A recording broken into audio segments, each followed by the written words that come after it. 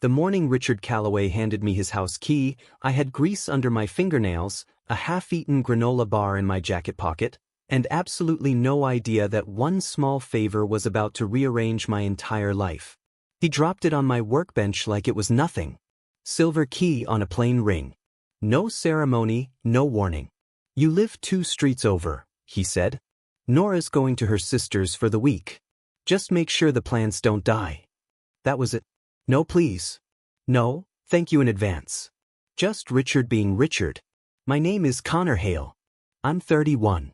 I run the equipment bay for Calloway & Sons Construction, which means I work for Richard Calloway, who owns everything in sight and treats gratitude like a personal weakness. He's not cruel exactly. He's just the kind of man who moves through rooms like they were designed for his convenience and never notices the people rearranging furniture behind him to make that true.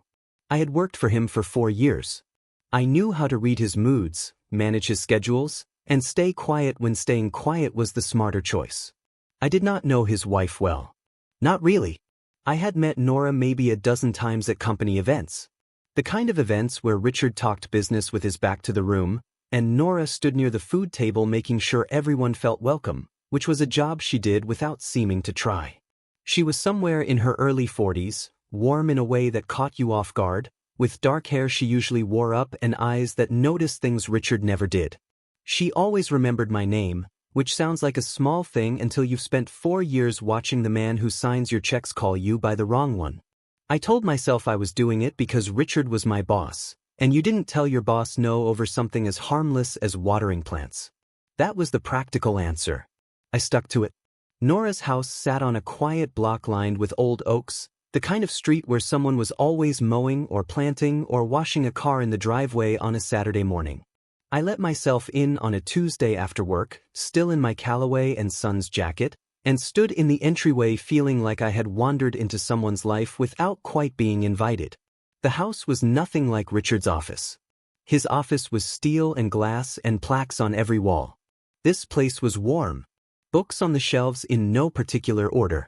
A ceramic bowl near the door where someone had dropped reading glasses and a grocery receipt. Framed photos on the hallway table, not the posed professional kind, just real ones.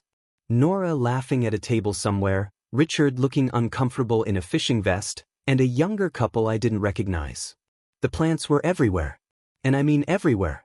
Windowsills, bookshelves, the kitchen counter, a big one in a terracotta pot by the back door that came up past my knee. Nora had left a handwritten list on the counter with names, watering days, and notes in the margins. The fiddle leaf fig in the living room needed indirect light only. The herb pots on the kitchen still got water every other day. The big one by the back door, a peace lily, she had written, hates being forgotten. I stood reading that list for a minute longer than I needed to. Nora's handwriting was careful. The kind that takes time. Not because she had to, but because she chose to. I watered everything. Left the way I came. Didn't touch anything else. The second evening, I got there a little later. The sun was already low, and the house was full of that quiet, orange kind of light that makes rooms feel like they belong to another era. I was finishing up the kitchen plants when my phone rang. I almost didn't answer. Not because I had done anything wrong. Because her name on my screen felt strange in a way I couldn't explain fast enough to talk myself out of it. I picked up. Mrs. Calloway? Nora, she said. Please. I've asked you that before. Yeah. Sorry. The pause. How are the plants? There was something in her voice that was almost amused. Like she knew the question was just the easy thing to ask first. Alive? I said. The big one looks like it's thriving.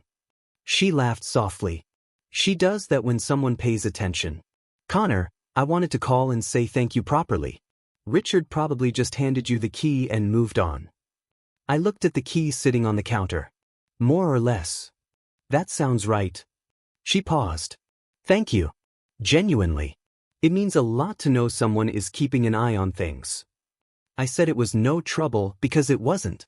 We talked for maybe 10 minutes. She asked about work. I asked about her sister's place. She told me her sister had 3 kids under 6 and a dog that ate shoes, and she loved them all, but the house felt like a very cheerful emergency. I laughed. She did too. When I left that night, I sat in my truck for a moment before starting it and thought about absolutely nothing, which meant I was thinking about something I had not yet decided to name. She came back on a Friday evening. I did not know she was coming back that day. I had gone over to check on the plants one last time, let myself in the way I always did, and was standing in the kitchen filling the watering can when I heard the front door open. I froze. Not guilty, just startled. Nora came around the corner and stopped when she saw me. She had a bag over one shoulder, her hair down, and the look of someone who had been in a car for 3 hours and needed a glass of water and a chair, in that order. She blinked once. "Connor." "Mrs. Calloway." "Nora." "Sorry, I didn't know you were." "No, don't apologize." She set her bag down. "I got away earlier than I planned. Riley said one more day of the chaos, and she'd start crying, so I let her win."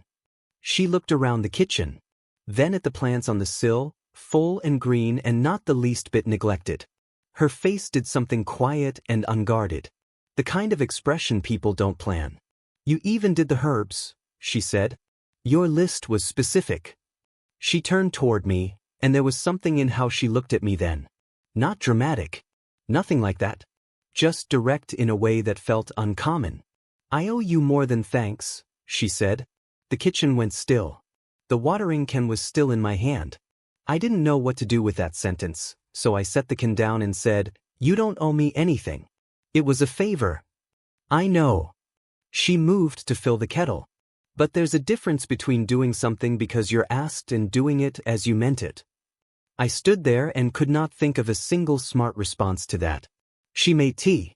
Not because I asked, not because it was a natural stopping point in the evening. Just because she wanted to and seemed like someone who did things because she wanted to, not because they fit a schedule. We sat at the kitchen table with the back door open and the late afternoon air coming in slowly and warm. She asked how long I had been with Richard's company. I told her 4 years.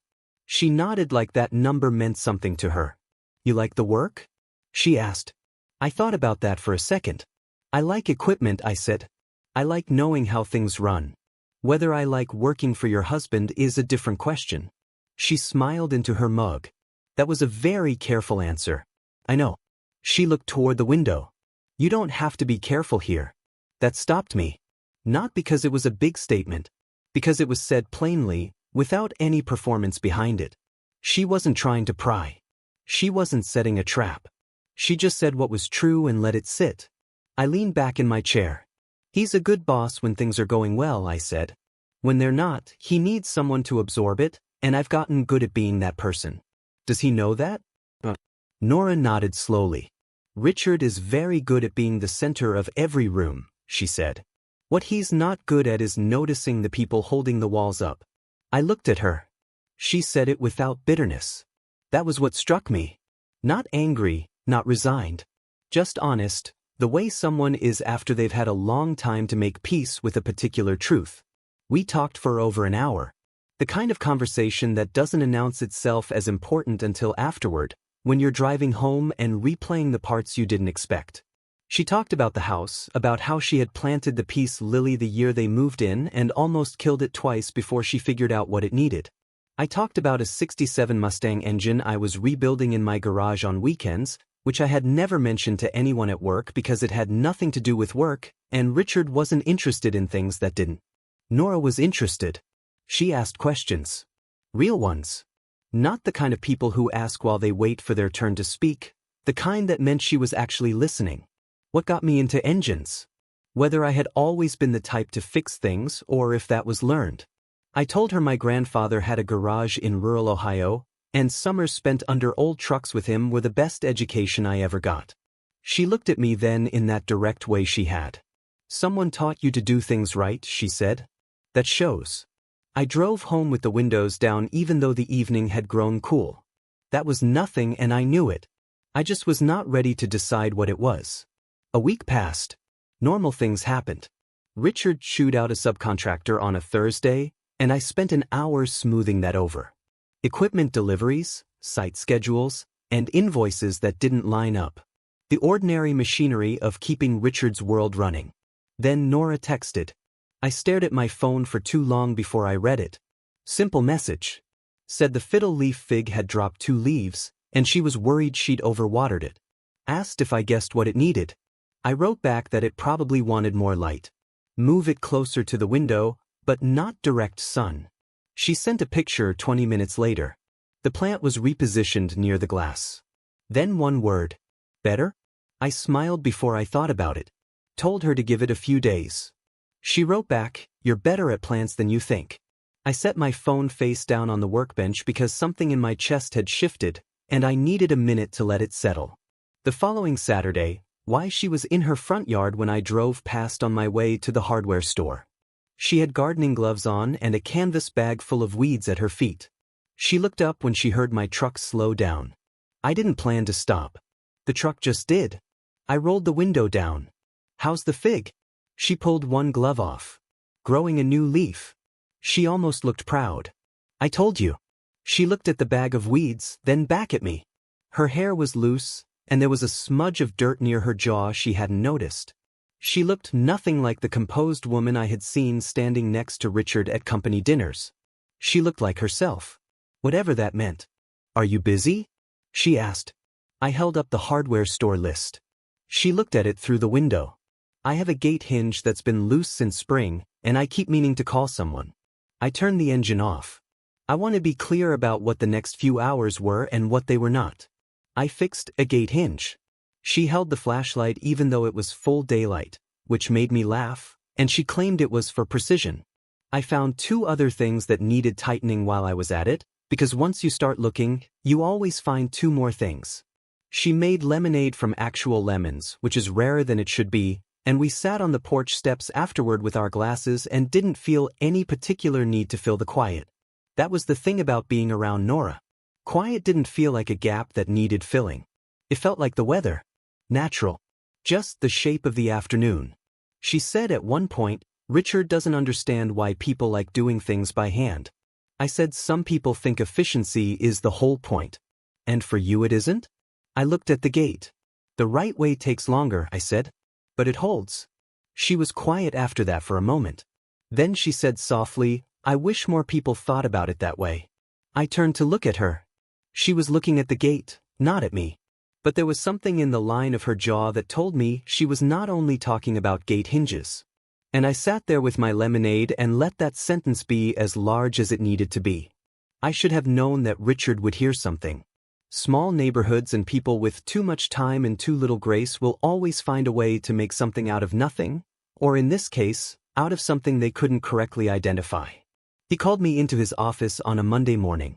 Glass walls, 2 plaques on the desk, a view of the parking lot he never looked at.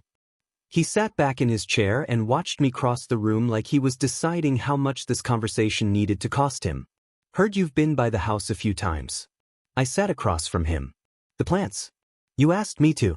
He nodded slowly. "And last Saturday?" "Loose gate hinge," I said. "I drove past. It took 20 minutes." Richard looked at me. He had the kind of eyes that calculated constantly, adding things up behind a neutral face. He said, "Nora said you stayed for a while." I said, "We talked." "That a problem?" The office was quiet. Richard picked up a pen and set it back down. "Nora gets lonely," he said. It came out flatter than he probably intended. "When I'm busy, which is always, she's in that house on her own. She does the garden, she reads, she takes care of things." He paused. "She's good at taking care of things." I did not say that someone ought to notice that more often. I thought it. I kept it to myself. He said, "I don't want it getting complicated." I said, "It isn't." He looked at me for another second, then nodded like the matter was filed and closed. I walked out of his office and back to the equipment bay and stood there with my hands on my workbench, feeling something I hadn't expected. Not guilt. Something closer to clarity. Because what Richard had just told me, without meaning to, was that he already knew Nora was lonely. He knew, and he had sorted it under things he'd get to eventually. She texted that evening. Just a photo. The piece lily, wide-leafed and full, with afternoon light lying across it like it had every reason to be proud of itself. I wrote back, "She's happy." Nora sent so much. Then a pause. A long one. Then, "Is this strange, Connor?" I looked at my phone and thought about the right answer. About the gate hinge and the lemonade and the way she asked questions like she actually wanted the answers. About Richard's office and the flat way he had said she gets lonely. I wrote back, "It's honest. That's different." She didn't answer right away. When she did, it was one word. I did not go back to her house after that. Not because something wrong had happened. Because nothing wrong had happened, and I wanted to be deliberate about what came next. I was not a man who moved carelessly through situations that had weight. I knew what the situation looked like from the outside. I knew what it could become if I let it slide into something we hadn't chosen clearly. So I gave it room. I stayed out of her yard. I answered texts simply and without heat. 3 weeks later, Richard told me he was promoting someone else to site manager. A kid from accounting, 26, no field experience, but his uncle had done business with Richard's brother-in-law, which apparently counted more than 4 years of making sure nobody's equipment died on a deadline. He told me like it was a logistics update. No apology, no acknowledgement. I said, okay. Then I went back to the bay and sat on the tailgate of the company truck for a minute by myself. I was not devastated. That was the truth. I was tired. Tired of being the person who held things up without anyone noticing the weight. Tired of measuring my value by how useful I was to someone who would never think to measure it back. I drove home. Made dinner. Sat on my own porch in the dark. My phone lit up. I heard what happened today. Are you okay? I looked at the message. Then on the dark street. Then back to the message. I typed, "How did you know?" She wrote, "Richard mentioned it at dinner like it was nothing. I wanted to check on you." Something about that simple sentence broke something open in a way Richard's decision hadn't. Because Richard had made a call and moved on. Nora had heard the same information and thought about me. I typed, "I'll be all right." She wrote back, "I know you will." That's not what I asked. I sat there for a long time. The porch was quiet. A car went past the end of the street, and its headlights swept across the yard and disappeared. Then I typed, "Honestly? I'm more tired than hurt. I've been putting my best into a place that isn't going to see it." She wrote, "That is one of the saddest things I've read in a long time." Then, after a moment, "What are you going to do?" I looked at the question. Not running from it. Not dressing it up. Just honest. I wrote, "Something that's worth what I put in." Her response came after a pause. "And Connor? I mean it. You deserve that." I set the phone down on the porch railing and sat in the quiet with that sentence for a while. Not rushing past it. Letting it be what it was. "The plants are doing well," she sent a few minutes later. "Just so you know." I smiled. "So am I wrote back. And for the first time in longer than I could measure, that was actually plainly true. I put in my notice 2 weeks later. Not out of anger, not out of drama. I called a man I had met at a trade show 2 years back who ran his own restoration shop outside the city and had told me there was a place for me whenever I wanted it. I had kept his card in my truck's center console, under a gas receipt and a tire pressure gauge, just in case I ever stopped waiting for someone else to value what I could do. The day I cleared out my bay, Nora texted again. Just one line. "New chapter suits you. I can already tell." I looked at the message standing next to my truck in the Callaway and Sons parking lot with a box of my own tools in my arms. The same tools I had brought to her gate hinge. The same hands that had written the watering list back into her counter's memory. I wrote back, "You always could tell things before I could." She sent, "It's a gift. Also a burden. But mostly a gift." I drove out of that lot and did not look back. Not because it hadn't mattered, because it had. 4 years of work had mattered. But there is a difference between the place that uses what you have and the place that sees it. I had spent long enough in the first kind. I was ready for the second. 3 months after I left, I ran into Nora at the farmer's market on a Saturday morning. She was holding a bunch of sunflowers and looking at honey jars with the focused expression of someone taking the decision seriously. She looked up and saw me, and her whole face changed into that open, real thing it did when she wasn't performing anything for anyone. "Connor." She said it like she was glad. "Hey," I said it the same way. We walked the market together for an hour. She bought the honey. I bought tomatoes I did not need.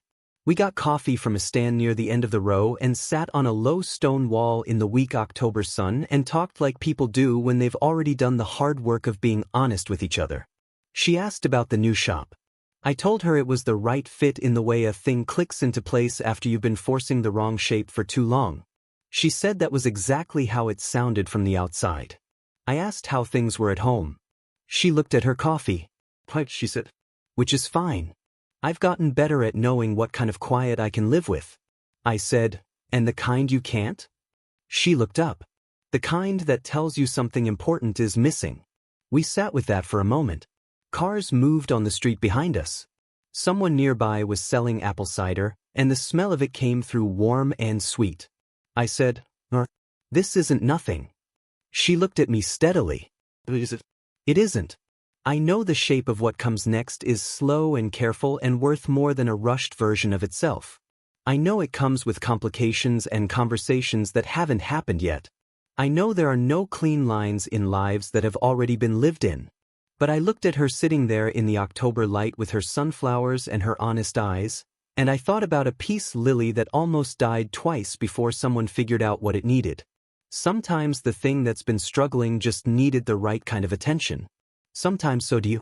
If you've ever done a small favor that quietly changed the direction of something much larger, or if someone finally saw the part of you that the wrong people kept overlooking, tell me about it in the comments. I read everyone. If this one stayed with you, leave a like, hit subscribe, and I'll see you in the next story.